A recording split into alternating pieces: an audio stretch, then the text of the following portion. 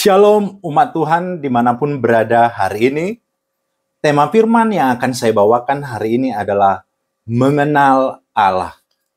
Sebelumnya mari kita satukan hati, kita berdoa. Tuhan Yesus, kami bersyukur atas kebaikan-Mu dalam setiap hidup kami yang mengizinkan kami hari ini ada sebagaimana ada hari ini. Dan kalau hari ini kami mau belajar bagaimana kami mengenal Allah supaya kami menjadi umat kesukaan-Mu, untuk itu Tuhan berkati kami dan berkati semua yang mendengarkan firman-Mu. Terpujilah nama Tuhan. Dalam nama Tuhan Yesus kami berdoa dan mengucap syukur. Amin. Puji Tuhan. Bapak, Ibu, Saudara yang dikasihi Tuhan, nats firman Tuhan buat kita hari ini terambil dari Hosea, pasal yang ke-6, ayat yang ke-3. Dikatakan di sana, marilah kita mengenal dan berusaha sungguh-sungguh mengenal Tuhan. Ia pasti muncul seperti fajar, ia akan datang kepada kita seperti hujan pada akhir musim yang mengairi bumi.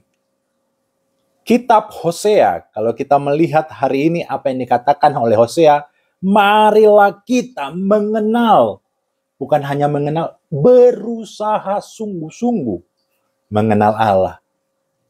Hosea adalah seorang nabi yang disuruh oleh Allah mengambil seorang tunasusila menjadi istrinya. Bayangkan seorang hamba Tuhan di zaman sekarang menikah dengan seorang wanita tunasusila.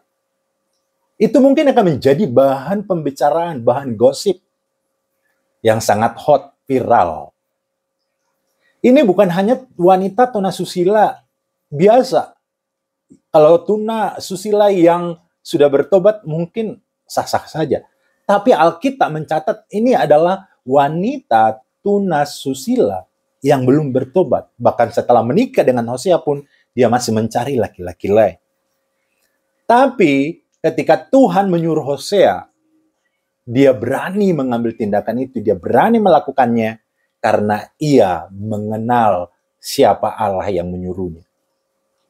Supaya kita bisa melakukan tindakan-tindakan yang di luar nalar, maka kita harus mengenal Allah. Kita harus tahu siapa yang menyuruh kita, siapa yang menyuruh melakukan itu. Kalau Allah yang menyuruhnya adalah Allah yang kita kenal, maka saya percaya kita berani melakukannya seperti Hosea. Sehingga Hosea berani berkata, marilah kita mengenal dan berusaha dengan sungguh-sungguh mengenal Allah. Dalam Alkitab ada 4 kata yang dipakai untuk mengenal Allah. Kata yang pertama yang dipakai dalam Alkitab itu adalah epistamai, yaitu pengenalan hanya sebatas panca indera. Panca indera kita terbatas. Seperti apa yang dikatakan Thomas, saya nggak percaya sebelum saya menusukkan jari saya di lubang pakunya Tuhan Yesus. Itu iman Thomas. Iman epistamai karena melihat. Sebatas panca indera, padahal panca indera kita terbatas. Kalau sudah jauh, kita nggak mengenal lagi, kita tidak tahu, bahkan salah prediksi. Kata yang kedua yang dipakai dalam Alkitab itu adalah eido. Eido itu adalah kita mengenal karena mempelajari. Seperti sekolah teologi belajar selama 4-5 tahun, itu karena dipelajari. Yang dipelajari juga terbatas, kita pengenalannya terbatas. Yang ketiga, kata yang dipakai itu adalah tsunami. Tsunami karena itu sudah viral, karena itu sudah berita umum. Jadi berita yang sudah siapapun mengetahuinya. Misalnya Presiden Indonesia adalah Jokowi. Itu adalah berita yang umum, yang semua orang Indonesia sudah tahu. Tapi apakah semua secara pribadi mengenal Jokowi? Belum tentu. Kata yang keempat yang dipakai itu adalah ginosko. Ginosko adalah gabungan dari semua yang 1, 2, 3 plus pengalaman pribadi bersama dengan Allah. Itu yang disebut ginosko.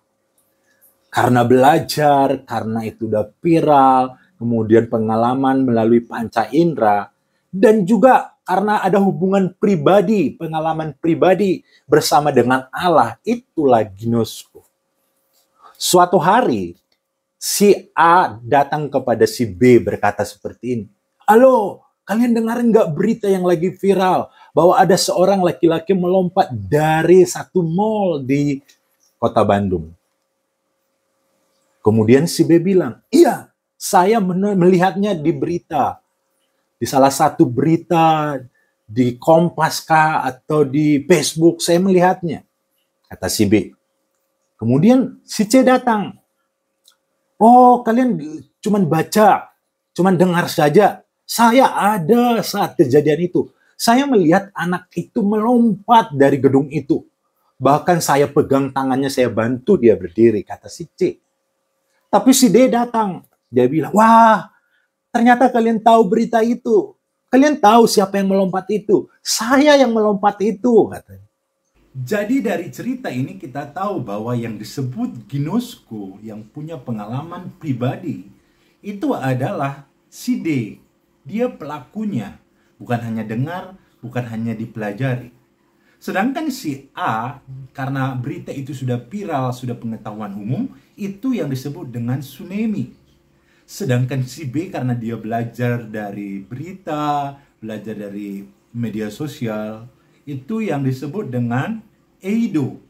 Sedangkan si C yang melihat secara langsung ada dalam kejadian itu adalah epistamai.